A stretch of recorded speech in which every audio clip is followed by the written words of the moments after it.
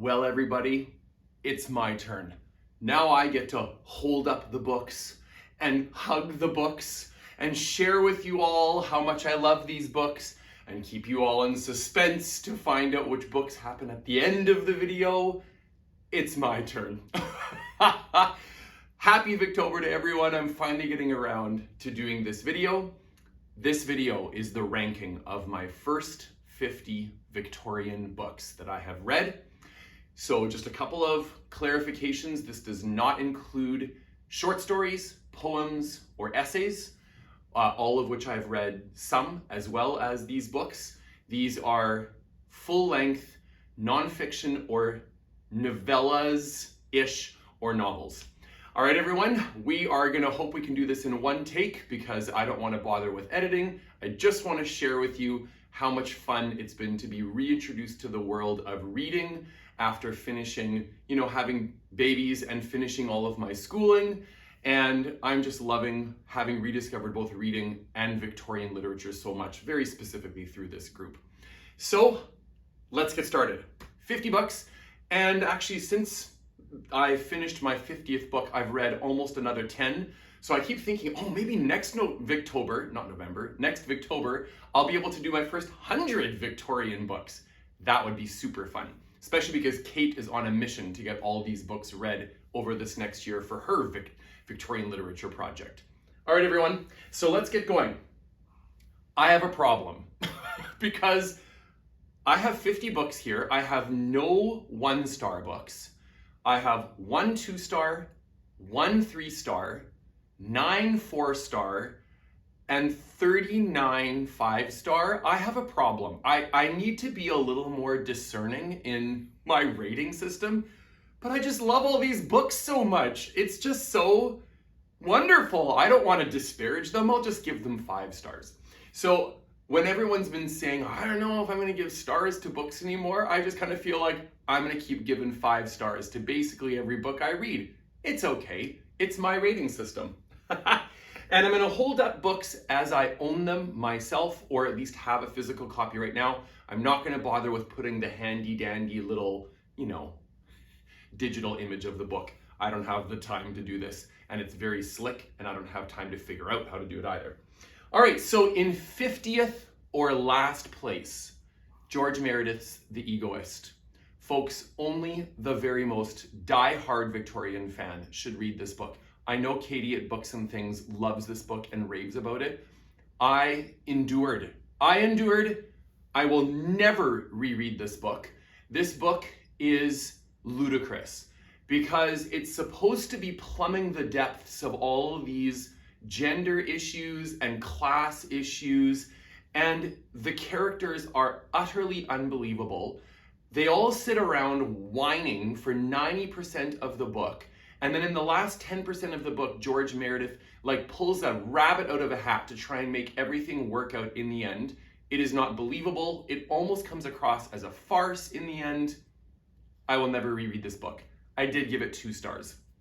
There is much beautiful writing in the book, but other than that, nothing about it was all that enjoyable.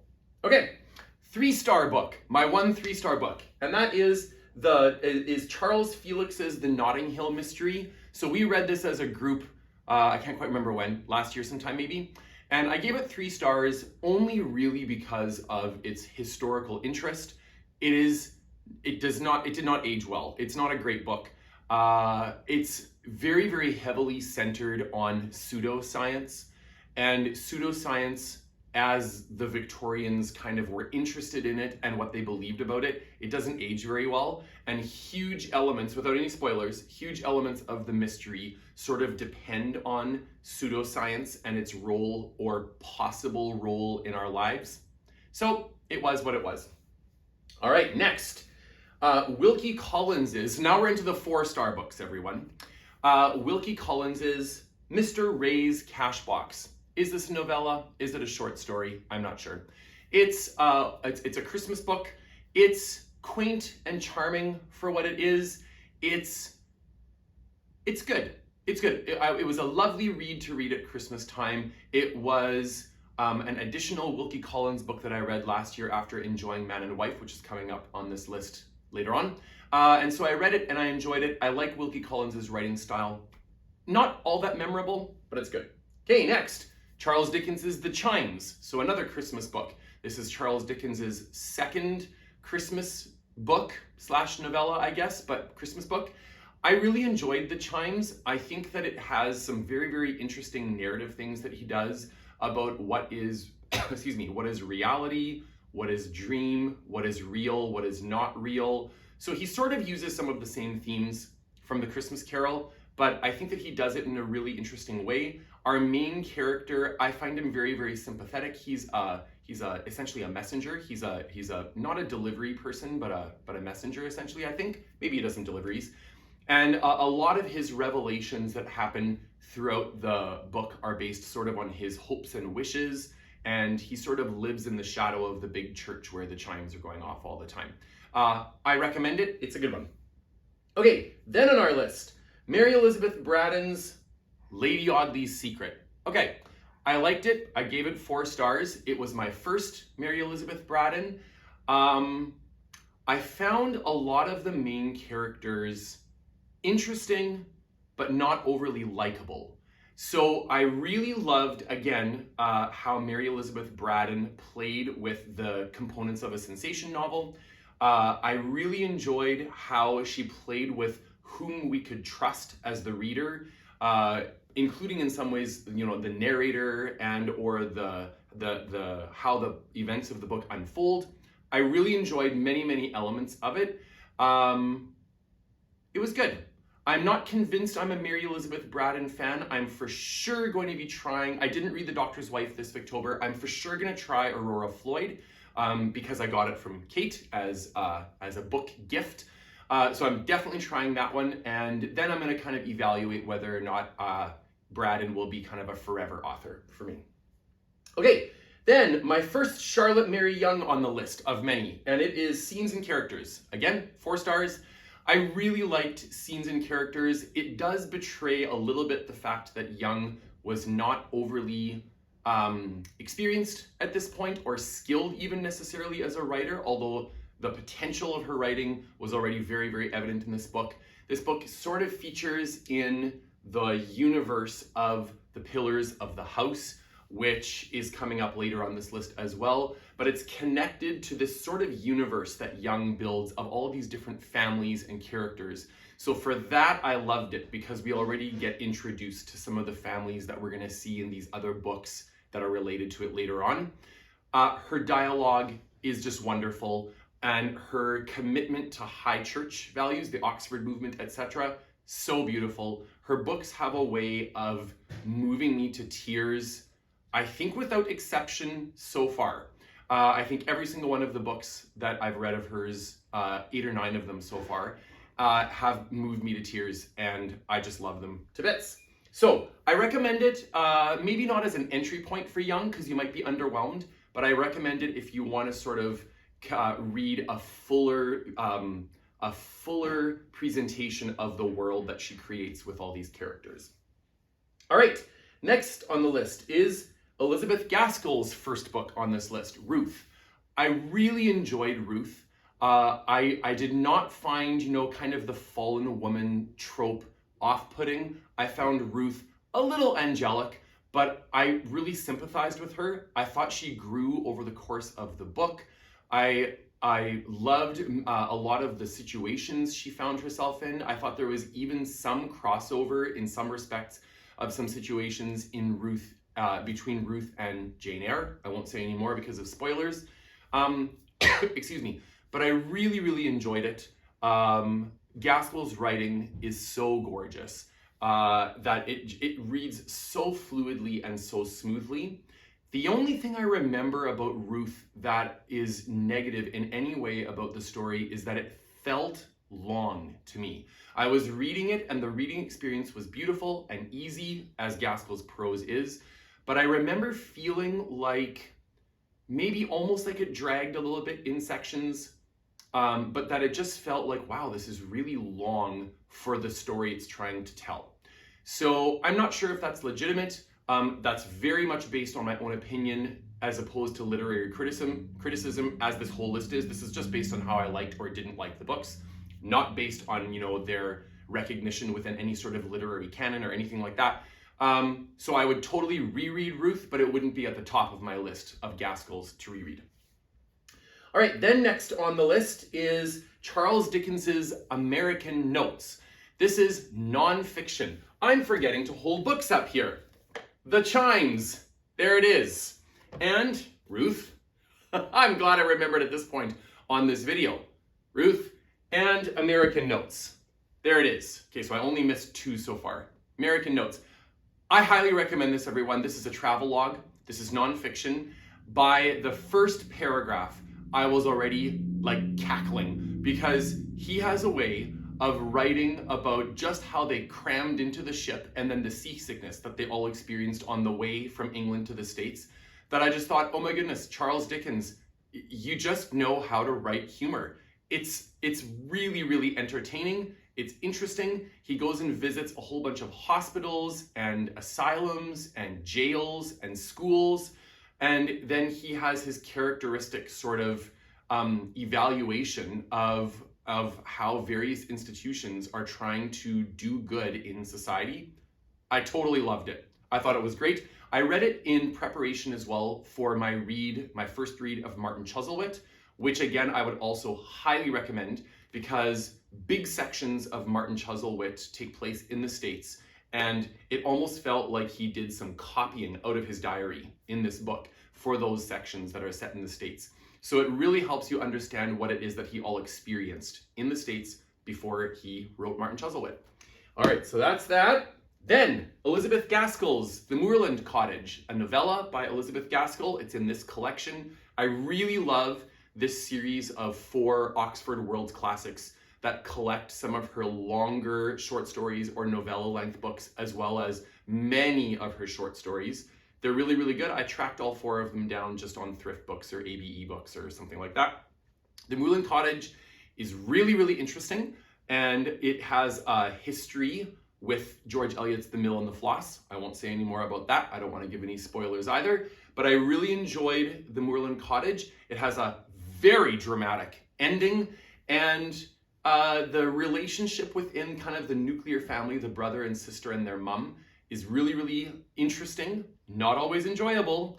Bad decisions are made, but it's really, really good. Highly recommend it. Just like I have a problem with 5-star books, I will also highly recommend all these books, except The Egoist. Okay, then we've got Jerome K. Jerome's The Prude's Progress. We did a theater reading of this last year for Victober. We laughed our heads off. It was so funny. I read it very, very close to my reading of another book that's coming up on the list, 3 Men in a Boat. And I just thought that it was hysterical. It was great fun to read as a group. So if you're looking for an option to read a play, and you want to kind of dive into something other than maybe Oscar Wilde, which is understandably the go-to, give Jerome K. Jerome's The Prude's Progress a chance. It was wonderful. All right, then we've got my first of many George Eliot books on this list. This last year was my year of George Eliot, and actually I hit 50 books before a few of her books managed to squeak onto the list, so they're going to maybe be featured on my next ranking video. But I have officially completed all of the fiction of George Eliot, and it has been the most wonderful, wonderful experience reading with many of you in this group, so thank you for joining me. All right, everyone, Felix, Holt, the Radical. It was the hardest book to get into. I think as a group, we all sort of realized that too, or would admit that, the group of us reading it. However, I will say that if you can get through the setting up of the story, which is tons of law and policy and how estates work and many, many characters getting introduced, if you can get through all of that, which is about the first half of this fairly chunky book, the last half of this book is amazing.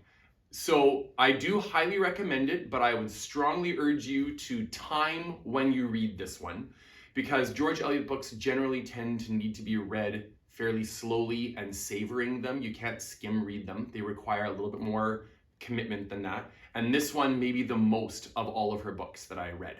But the reward is there. So it might also only be the only full-length novel of George Eliot's that I gave 4 stars to rather than 5. So highly recommended. Oh, and as well, make sure that you actually take the time to read George Eliot's introduction. So many of us in this group have also said that we tend not to read like the backs of books as well as the introduction by an editor to the book because of spoilers. But for this book, George Eliot herself wrote an introduction that sets up the legal case in the book. So it's very, very important to read. Don't skip over it. All right, then we come to one of the treasures on this list. And that is, so this is a plain blue book. I will hold this up just in case you can actually see it if you zoom in. This is the first volume of the most recent edition of the complete works of Gaskell. And it contains all of her journalism, and much of it is in the earlier part of her life. But what this book starts with that I do not know is available anywhere else is it starts with Elizabeth Gaskell's diary, and it's about 35 pages, and it recounts her life as a young mom. And it is fascinating. It is Gaskell writing down in diary format things like how she handles illnesses with her children, how they introduce discipline for their children. It's tons of parenting stuff. It talks about the questions they have about what the best education for their kids will be. It is absolutely fascinating to read this early part of her life and all of these questions that she has as a parent that she addresses later on in her books. So if you can get a hold of Elizabeth Gaskell's diary, to my knowledge, this is the only place you can find it. It is published, it's part of the Pickering Masters series. It's published by Pickering and Chatto, and the editor of the whole complete work series is Joanne Shattock. So highly recommend that if you can find it, because it's just wonderful, wonderful material. All right, then we've got Charles Dickens's The Old Curiosity Shop. Again, I really enjoyed it, 4 stars. I did not find the story of Nell and her grandfather. I mean, it deals with, as is true of a lot of Dickens, it deals with many issues, societal issues like addictions and poverty, as it does in most of Dickens's novels. But I just found it not quite as compelling as many of his other books. I think that it's pretty widely known. I hope it's not a spoiler for anyone here. Just close your ears and hum for 10 seconds. I knew obviously that Nell is going to die at the end of the book because I heard about all the riots that happened at the harbor in the States when they knew that the last issue of the book was being delivered from England, and people were like stampeding the harbor to try and get a hold of it to find out whether Nell lives or dies. So I kind of knew that that big moment was coming. But when it finally arrived, like, it was touching, but it wasn't devastating for me. Maybe it's because it was spoiled, but I just wasn't overly attached to Nell. I did find the villain in this, Mr. Quilp. I was like just confirming that that was right.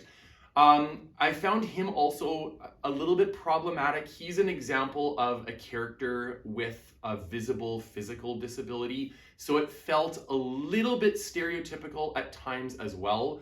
So I don't find that that normally bothers me overly much, because I know that books are a product of their time. We need to read them as such. I know that that's a whole ethical conversation, but it doesn't generally bother me. But it did feel a little bit mean-spirited towards him in a very similar way as, you know, the anti-Semitism of Oliver Twist, especially as it regards Fagin. So you would want to go into this just prepared knowing that. But it's a great read. I really, really enjoy the book. I would reread it. All right, next. The other Jerome K. Jerome book on this list, which I don't have a copy of, 3 Men in a Boat. Hysterical. Again, by the first chapter, when the non-doctor is reading through the medical textbook and discovering all of the ailments that he mysteriously suddenly identifies in his body, I was howling. It's such a great book. It has a lot of the same vibes as the Pickwick Papers, which I loved. It's coming up on this list because it's just the story of these bumbling friends who do not know how to sail and do not know how to cook and have this big dog, Montmorency, along with them. It's hysterical. I just loved it. It's a nice short book. It's on tons of lists of first Victorian books if you're looking for entry points into Victorian literature, and it's well deserved to be on those lists. It's very accessible and very funny. Alrighty, then after Jerome, where am I on my list here? Charlotte Mary Yonge, The Long Vacation.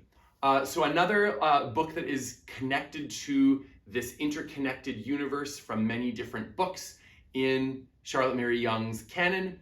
I liked it even more than Scenes and Characters. Again, it's on the shorter side of some of her kind of bigger, chunkier ones. But again, it is worth the read. The characters are very sympathetic. She writes family so well. The dialogue, it's a lot later in her life that she wrote The Long Vacation. So it's sweet without being saccharine. And the dialogue is beautiful. The characters are beautiful. Highly recommend. All right, next. Charles Dickens's Sketches by Boz. I love this book. I do not love it quite as much as the Pickwick Papers, but I highly recommend it. It is a combination of mostly fictional short stories and accounts of various things that he was publishing in newspapers at this time, along with a few examples of nonfiction, or at least kind of maybe sensationalized nonfiction, so, poetic license. But it's definitely evident that this grew out of his experience as a reporter. And I think he was a court stenographer as one of his earlier jobs as well. So he encountered a lot of legal cases, and he had a lot of experiences with defendants coming in to defend their case. I think he was exposed to other people's poverty other than his own within his own family that he had experienced. And so here is where you really see that he is collecting, he's growing in his understanding of and collecting examples of the injustices of poverty as it was evident in his society at the time. Tons of humor, also touching and moving at many points. There's a lot of seasonal stuff in here. There are Christmas things in here. It's really, really delightful. It's fairly chunky once it collected all of these short stories and essays and journal reports, things like that. But it's really, really worth it. Highly recommend it. All right, then after Sketches by Boz, we have Mr. Harrison's Confessions by Elizabeth Gaskell. This is delightful. Mr. Harrison's Confessions is one of the source materials that was kind of collected and used for the very, very well-known BBC miniseries, Cranford. And so Mr. Harrison's Confessions tells the story of the young doctor who suddenly finds himself entangled with many different women in the community. It's delightful. I read it in an airport, which is a very, very distracting environment, and it held my attention utterly. So this is maybe another indicator that it's gorgeously written, very, very funny, has Gaskell's beautiful prose. I loved it to bits. I thought it was really great. Next, another Charlotte Mary Yonge, The Two Sides of the Shield. This is one of my more favorite shorter works by Charlotte Mary Yonge. Shorter meaning it's still several hundred pages, but not one of her bigger, chunkier ones. I loved The Two Sides of the Shield. It tells the story of, among many characters, of Dolores. Dolores won my heart, and Dolores is not likable at the beginning of the story. But this is a really exceptional example of Charlotte Mary Yonge's ability to write redemption and personal sanctification as it relates to our choices and our faith. It's beautiful. I would recommend it without hesitation. Okay, Treasure Island is next. I should have been saying numbers, by the way. I'm just going through them. I'll put it in the description of the video what the numbers are. We just finished this. We just had discussion for it 2 days ago. This is one of only 2 books on this entire list that I have reread. I've read it now twice with our group read of it for this Victober. I totally love this book. Long John Silver is one of the most nuanced and well-written and complex villains ever written.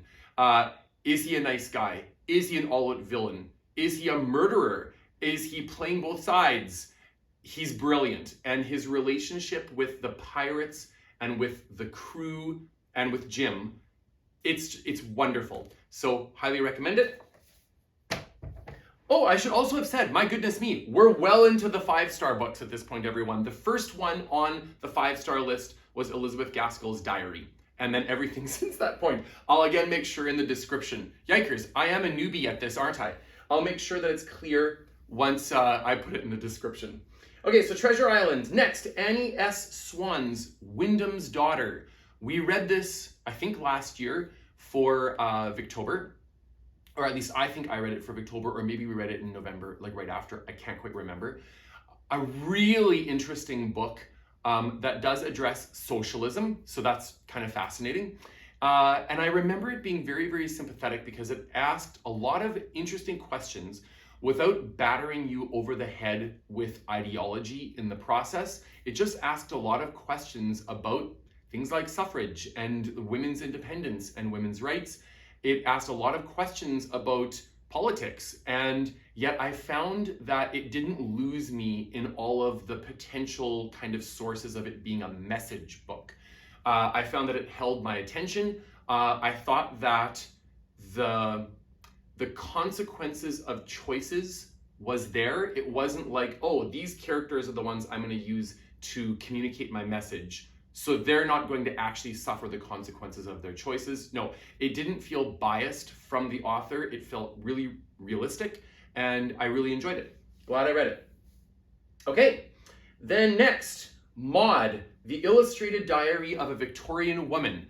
This is brilliant. If you can get a hold of a copy of this, it's totally brilliant. It is a republished diary of Maud, a Victorian woman, and it contains many, many years of diary entries, a couple of decades, I think, as well as all of her fantastic artwork. She was a very talented amateur painter, and it's hilarious, it's heartwarming, it's domestic realism. There's a lot in there of just the everyday goings-on of her life.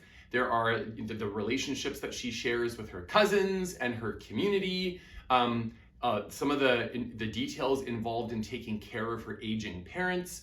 It's really fantastic and very, very easy to read. It's like it's much more than a coffee table book, but it has that feel where you can just kind of pick it up and be swept back in time in Maud's life. Highly recommend it. It's really, really wonderful. It was the traveling book, which was great. Okay, next.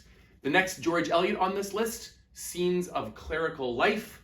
Love this very, very much. I know that, Kate, you speak really highly of Janet's Repentance. It was my favorite one in the book, but I did also really enjoy the other two. I think that it looks at, again, faith in a really, really beautiful way. All three of them heavily feature the church and clergymen and how they're involved in their community. But it's very sympathetic. And again, George Eliot herself was a woman of faith in her earlier years, but she abandoned it as an adult. And yet she writes very sympathetically. She's not biased against it just because her own experience with it proved to be either untrustworthy for her or that she couldn't sustain some of her faith through the questions that she had. But this is, in general, one of the things I love so much about George Eliot's writing, which many of us have expressed before, that none of her characters are angels, none of her characters are devils. She just, men, women, rich, poor, privileged, disadvantaged, like none of her characters are caricatures. They're all so believable. I cannot think of a single example of a character that never got on my nerves or never made a bad decision. And then at the other end of things, can't think of a single one that made the reading experience just intolerable for me because of how evil they were. She has an incredible gift. Definitely among my very top 2 or 3 Victorian authors. So Scenes of Clerical Life. Highly recommend that one. 5 stars as the rest of these at this point in my list. Next, Cranford. I mean, what is there to say about Cranford? We all love this one so much, or at least most of us do. It's so wonderful. Again, the main book for the BBC miniseries, which most of us probably have virtually memorized. I mean, cats swallowing lace and cows needing pajamas, and I mean, and then the realities of, you know, people's fortunes falling through and them having to make hard decisions, and it's so heartfelt and warm. I know that some people find it hard that there isn't a stronger sense of a narrative thread that coherently ties the stories together. And maybe it's because I've watched the miniseries so many times that it didn't bother me, because I kind of just placed each story within the framework as the miniseries presents it. So that might be a bit unfair to Gaskell, and yet the writing is just so beautiful and wonderful. I love the Brown family. I love how Mr. Brown's love of Dickens drives Miss Deborah crazy. It's just all so wonderful. Highly recommended. Can't wait to reread that one, actually. Okay, next on the list is Wilkie Collins' Man and Wife. 5 stars in the end, but that was one that was a slow burn for me. But then, again, the last 125 pages, wow, I think I might have read it in one sitting. And to me, the most, besides the really fantastic sensational elements in the book, the most intriguing character by far was Hester. I found her so fascinating because she's lurking in the background in so many scenes that you sort of know at some point she's going to play a really pivotal role in the story. And there is a sense of menace about Hester, but you just don't know what it is till very close to the end. Hester is one of the reasons why I ended up giving it 5 stars in the end, because, oh my goodness, the way Collins just subtly, you know, wove her throughout the story, and then that she played such a pivotal role in the end. Brilliant. I hope that's not a spoiler. But yeah, so great. Next, Barnaby Rudge. Oh, there's Monty. He's saying hello, everyone. Barnaby Rudge. So Barnaby Rudge is, again, as Stephanie calls it, Barnaby Rudge is a Marmite book. You either love it or hate it. That does actually seem to be a little bit true. Barnaby Rudge was a 5-star for me. I absolutely loved it. I found Barnaby sympathetic. I found that Dickens did not manipulate the fact that he's a man living with an intellectual disability. I thought that that was handled sensitively and well, as much as I can remember. And Hugh and Dennis, actually, the two of them, man, they are some of the best villains in all of Dickens that I've read so far, and I only have a few left to go. Also, the Gordon riot scenes are so intense, and I couldn't put the book down as I was reading them. Also, the fact that you're sort of in London and then you're out in the country and you can't always keep track of which characters are where, and you know that the timing of when they're going to show up in different parts of the countryside is really, really pivotal. It's just an excellent, excellent book. I found it to be a page turner, actually. Totally loved it. All right, then, yes, at this point, we're getting into the upper part of the whole list. At this point, Under the Greenwood Tree. I know, a lot of you found this one really boring and were very unhappy with me. I can take it, folks. I loved this one so much. I love the choir, the string choir or the wind choir as they go around at Christmas time. I find the romance of Fancy somewhat actually secondary as to why I loved it so much. I just loved the rural church feel. I agree with Kate that it ends on a slightly shady note at the end, which is a bit of a surprise and I think unnecessary.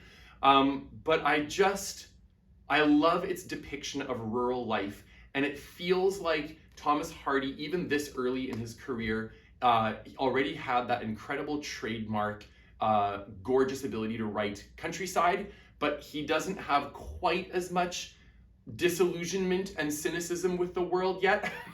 So I loved it. One of my favorite quotes in the whole book, it's something along the lines of that clarinets must have been made for the devil's service. And I just burst out laughing. I thought it was great. Oh, there's a lot of dialogue in this book. So I would, dialect in this book. I would highly recommend checking out an audiobook if you're going to read it. The Simon Vance one is amazing. Okay, then Agnes Grey. I love Agnes Grey so much. The Tenant of Wildfell Hall, I just finished it, and it didn't make this list. It's too recent. It's past 50. The Tenant of Wildfell Hall I will address in another ranking video. I will say it was a disappointment for me, but I'll go into that another time. Agnes Grey was one of my favorite reads of the year last year.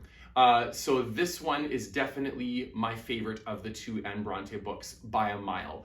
I love the story of Agnes. I think that her character has such integrity and strength.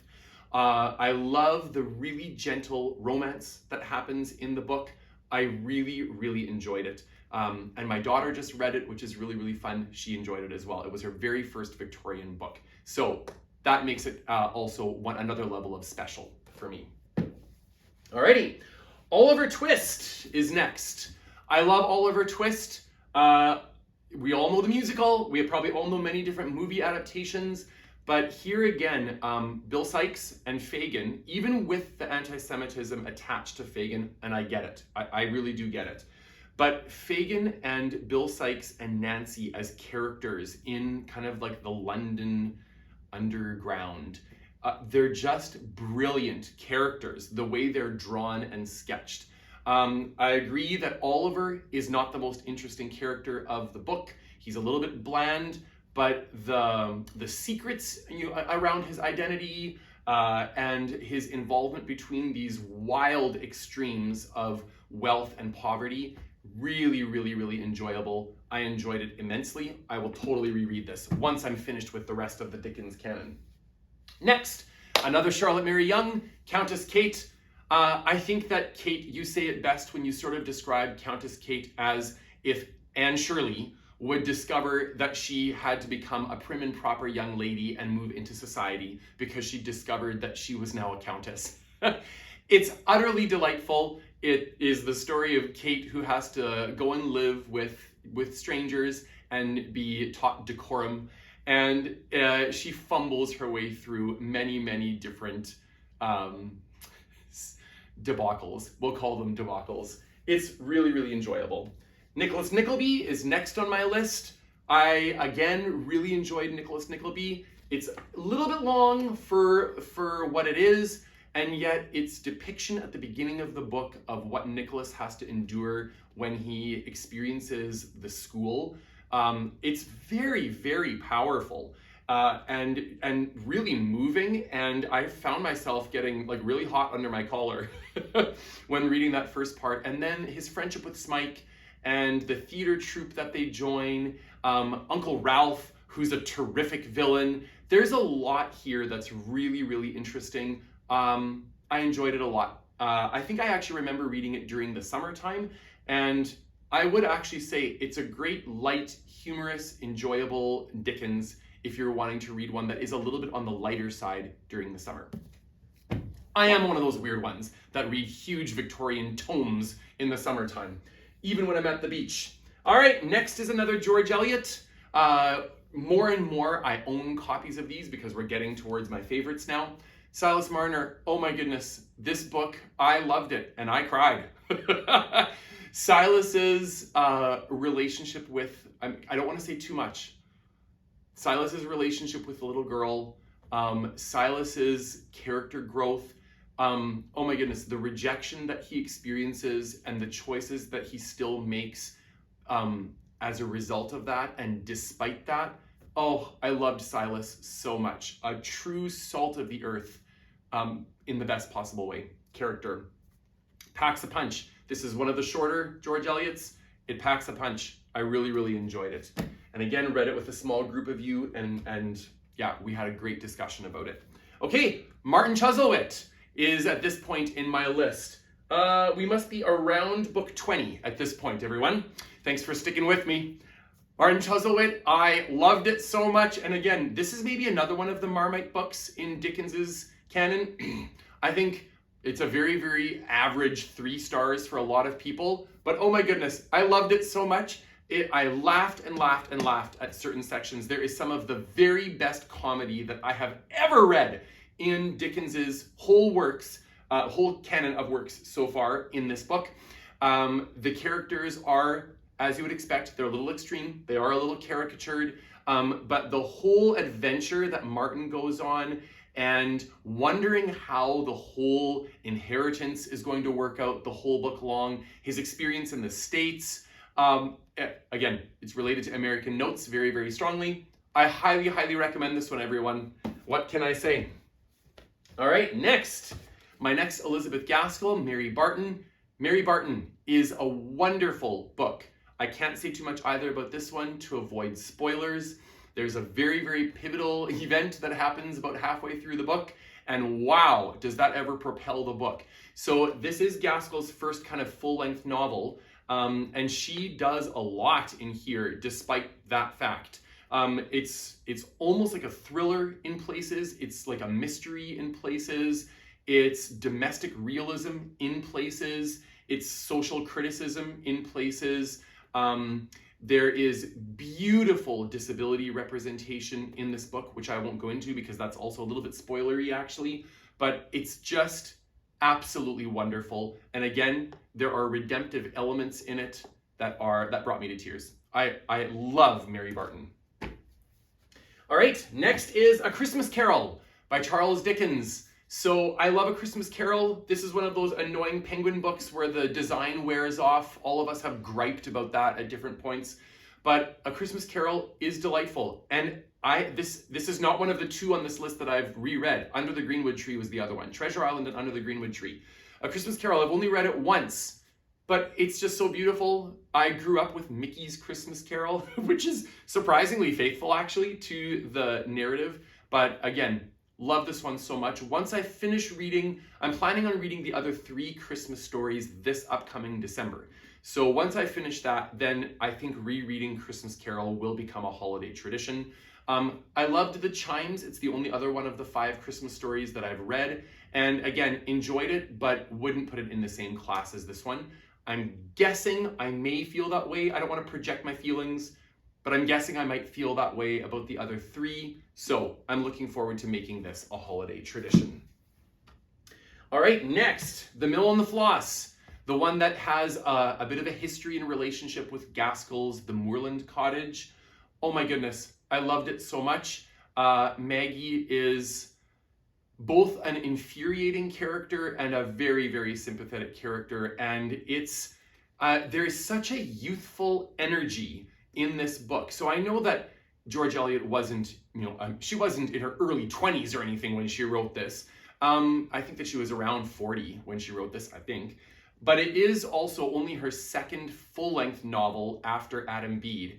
And there's just, I found myself almost speeding through it in places. There's a real energy in the way the plot unfolds. It's still very character heavy. The ending is shocking and wonderful, and I loved it. Again, thank you to all of you who joined me for so many of my Eliot books this year. I can't wait to reread all of them, including Felix Holt. I will reread all of them at some point. Okay, next on my list is Tess of the D'Urbervilles by Thomas Hardy. I cannot think about this book without sharing a little story with you, and I've shared it actually with some of you already as well.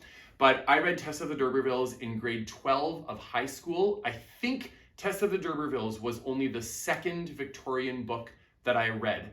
The first one I read is coming up. So Tess of the D'Urbervilles, my second ever Victorian book. And we read it in English class. And I went to a small private Christian school, and my cousin was in the class with me. And one day she came to English class. We were about 3/4 of the way through the book. So the writing is on the wall at that point. And she comes to class, she said, I'm getting way too involved in this book. I was praying before going to bed last night, and I caught myself praying for Tess. And we all died. I think that we didn't get anything done that entire class. But it was such a great moment of realizing the power of literature. And Tess of the D'Urbervilles is absolutely incredible. It's heartbreaking, but I don't know what else to say about it other than that.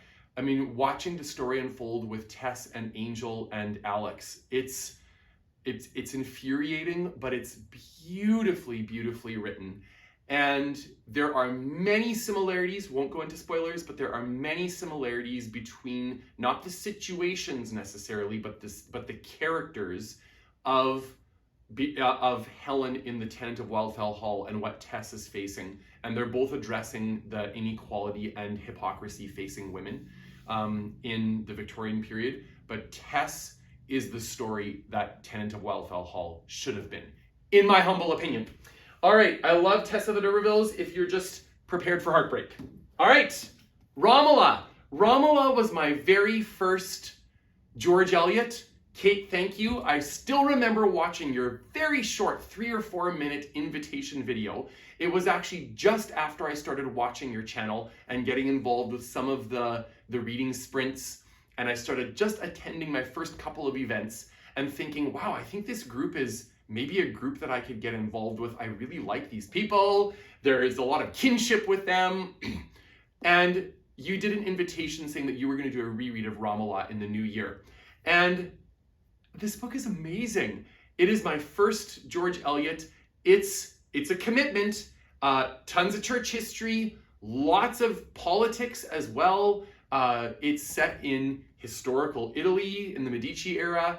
It's not an easy read, but oh my goodness, does this book ever pack a punch? And in multiple points throughout the book. One word: library. If you've read this book, you know what I'm referring to. And the character of Romola and her arc, even into the end of the book, and just the pain she goes through, and what she has to overcome. It's inspiring. I cried. It's wonderful. All right, everyone, we're till the Pickwick Papers. This is very, very near the top of my list of favorite Dickens. I recognize that it's a little bit, it's not unconventional, but it's not your typical Dickens in that it is more episodic in nature. Sam Weller is one of the greatest creations of Dickens. This book is hysterical. It's like 3 Men in a Boat, but 5 times longer. And so you just get way more scenarios of these ridiculous men as they go around the countryside and just get into scrapes and get into trouble. And I laughed and laughed and laughed. In fact, I remember that this became a book that I couldn't read on the bus anymore on my commute to work because I'd start snorting, trying to hold my laughter in, and snorting on a bus is not something any of us want to be doing. There's a great quote on the back of this book that I really love. One of my life's greatest tragedies is to have already read Pickwick Papers. I can't go back and read it for the first time. I heartily agree. Pickwick Papers is another one of the Dickens that I can't wait to get to as a reread once I finish the other remaining books in the journey. All right, number 12. We're till number 12, everyone. We're almost till the final 10. Number 12 is The Way We Live Now by Anthony Trollope. The Way We Live Now is I think, the only Trollope I've read so far. It was my introduction to Trollope. I'm already planning a big year of Trollope in 2026. I know that sounds ridiculous, but I already basically have my plans for 2025 worked out. So I'm planning in 2026 to read all of the Chronicles of Barsetshire and the Palliser series. I absolutely loved The Way We Live Now. The David Suchet miniseries is absolutely brilliant. I did watch that, so maybe that is a good way to also have approached the book, because it's massive. But it was wonderful, and as an introduction to Trollope, it did not overwhelm me at all. I loved his writing style, so I can't wait to get into more Trollope. I love the characters, I love the relationships, and it didn't feel quite the same as Dickens, where there's all these seemingly disparate situations that end up coming together at the end of the book. But at the same time, it was wonderfully complex, and I loved it. I thought it was really, really great. Okay, number 11, Adam Bede. Wowzer, I love this book. Kate, you described this book as harrowing when I was heading into it, and I agree. I think this is my 3rd favorite Eliot, so we've got another 2 coming up yet. Adam Bede is a wonderful character. His brother is wonderful. Hetty Sorrel is wonderful. Dinah is wonderful. Even the mother, she's a nuisance at times. But the way she's worked into the story, it's just so realistic and so beautiful. Again, there is some really sweeping nature writing in here that I loved. I loved the rural setting. I loved the harvest seasons. It's just wonderful. It's heartbreaking. It's incredibly well crafted and well developed. And kudos to the brilliance of George Eliot. It's her first full-length novel, and it's hefty enough that, wow, that she could do this when it's her first attempt, I should say. Brilliant. All right, everyone, we're at the final 10. The final 10. 10th place, A Tale of Two Cities. I have rarely wept. You all know by now I'm a crier, but I have rarely wept like I did at the end of this book. The end of this book, this is the first Dickens that I ever read. This was my introduction to Dickens. I read this also, I think, in my first year of university. So I was an 18-year-old or 19-year-old when I read this, and I was absolutely blown away. I was living away from my family for the first year. I moved away to another province in Canada for my first year of university. And so I felt a bit isolated out there. And then once we got into some of the elements of the French Revolution, I'm not going to actually say anything from the back, no spoilers. But once we got into some of those elements of choices that these characters had to make, and some of the isolation that some of them felt, like it was amazing. It touched me in a way that, again, was one of my first experiences. I'd read Tess by this point already. It was one of the experiences that just, again, affirmed the power of amazing literature. And I did not grow up reading a ton of what we would call classics or literature. So this was still dipping my toes into what is known as literature. And I thought it's powerful. Okay, in 9th place, Dinah Terrace by Charlotte Mary Yonge. This is my 9th favorite Victorian book ever. It's a standalone by Charlotte Mary Yonge for the most part. I think that there might be some very small relationships to this universe I keep referring to, but Dinah Terrace is wonderful. It has several kind of main settings, one of which is in Peru, and then the others are in England, although I think that they go to France at some point as well. It's absolutely fantastic. The character of Louis is wonderful. He's frustrating, but I found myself identifying with him so much. This is another example of Charlotte Mary Yonge writing in such a way that she creates these characters that you find relatable at the beginning, but not likable in every single way, and she sets them up so beautifully for the character growth that they're going to go on over the course of the book. Dinah Terrace, I highly recommend it. It might be a great entry point into Charlotte Mary Yonge if you're looking for one. All right, in 8th place, Monty is agreeing with me about Charlotte Mary Yonge. Okay, Monty, are you finished? In 8th place, Vanity Fair. We've got this gorgeous edition that my wife Tara-Lee got me for my birthday. Tara-Lee has a very cool birthday tradition for me. Each year, her birthday gift to me is one book that is quite a bit more expensive than I would ever be able to justify buying, but that I really want to add to my collection. So this is the Folio Society edition of Vanity Fair. This is my 8th favorite Victorian novel ever. Becky is the character we all love to hate, but I found her incredibly compelling. And Dobby, oh my goodness. Dobby is one of my favorite, his name is Dobby, right? He is one of my favorite characters in the entire canon of literature. We go on this incredible journey that again is taking place during the French Revolution. And I just, wow, I fell in love with it. I buddy read it with Elizabeth, and oh my goodness, I feel absolutely horrible if I'm forgetting someone else. But I think that Elizabeth and I are the only ones who finished it. And so we're gonna go with that. I'm really sorry if I'm forgetting you. Woo! But anyway, and Elizabeth and I just had such an interesting conversation about, again, the themes of consequence, what we can do about the vices that we recognize in ourselves, what agency we actually have with those areas of our lives.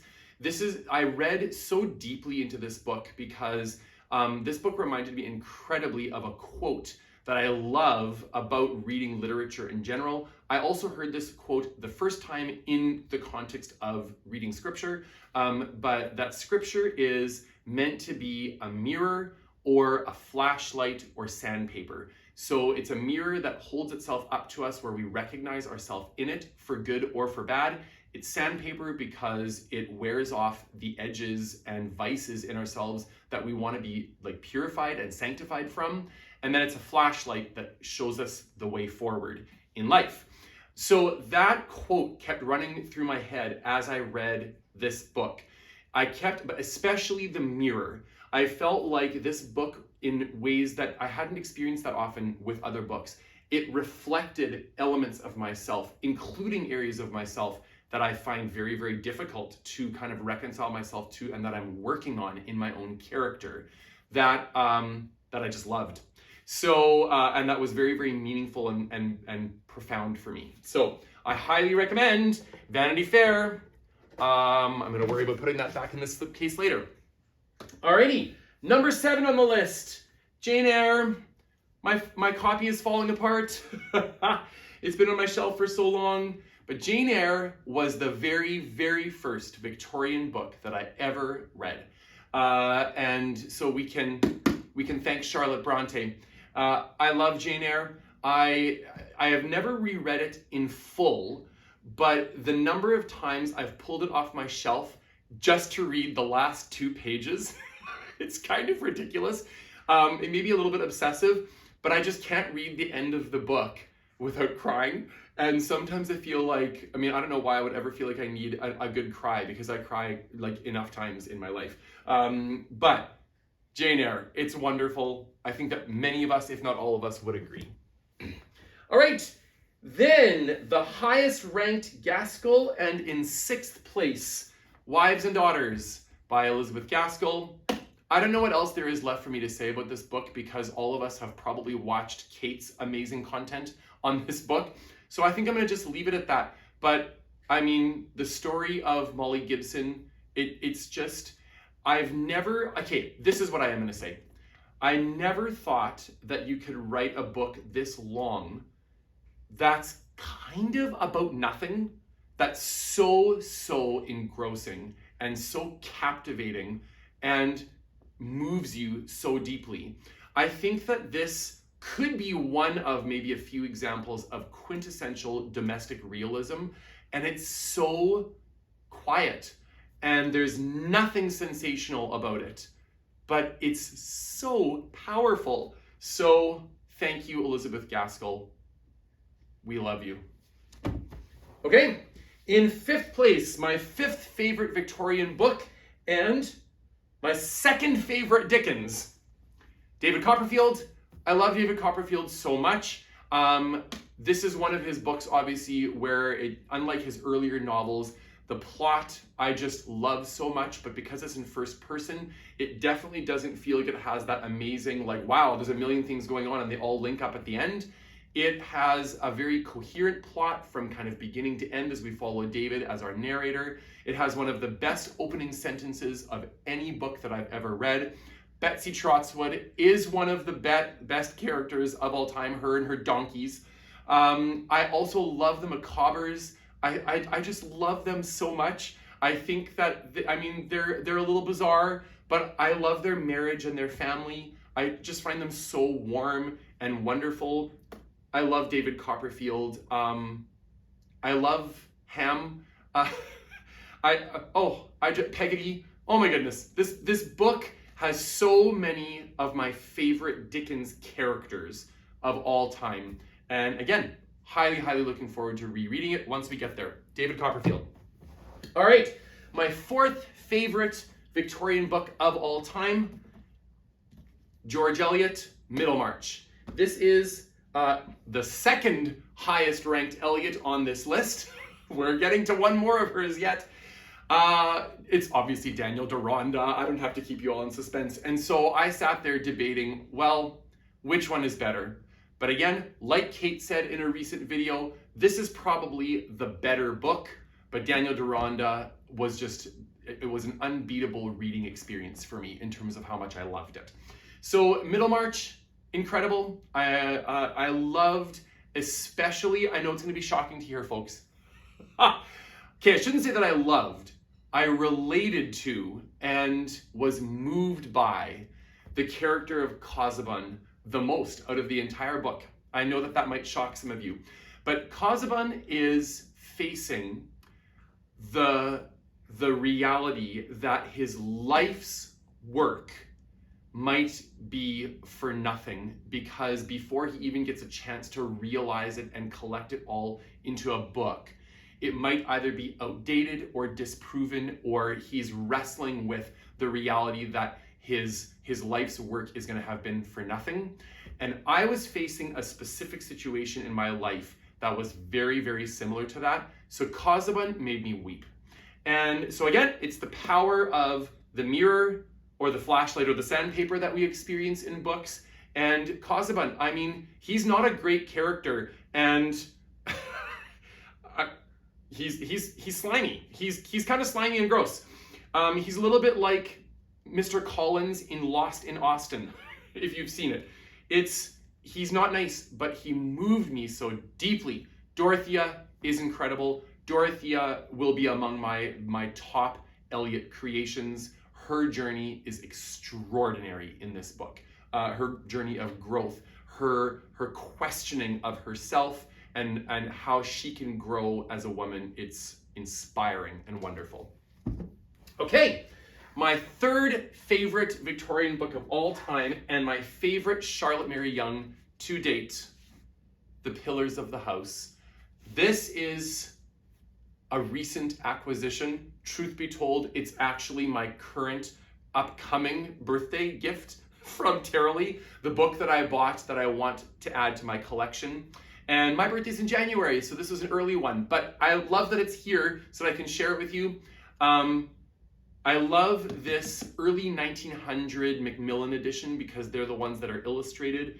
And can I just tell you that Felix and Clem will forever be in my heart. This is the first book that I'm actually gonna hug the way Kate always hugs books. I wept when I read a certain, well, actually I wept kind of the last quarter of the book, 20% of the book. I became so attached to the Underwood family. They are so real. The characters, again, the flashlight, Angela, oh my goodness, Angela is a trying character, but I just loved her so much because the things she wrestles with and the rash behavior that she struggles with, I understood it so much. The Pillars of the House, oh my goodness me, I am going to be rereading this very likely in 2025. Atypically, I am not going to be putting out a call for a buddy read for this because I actually want the freedom to just read it and reread sections of it at my own pace and love it all over again. Thank you, Charlotte Mary Yonge, for writing that book. It changed my life. It literally changed my life. Second favorite, Daniel Deronda, and my favorite Eliot. I don't know what I can say about this book. Daniel is incredible. Mira is incredible. Gwendolen is infuriating, but what an incredible character. Malinger Grandcourt, one of the most terrifying villains I've ever read in my life. The presence of art, that's probably, and music specifically, that's probably single-handedly why I love this book so much and why it tipped the scales against Middlemarch.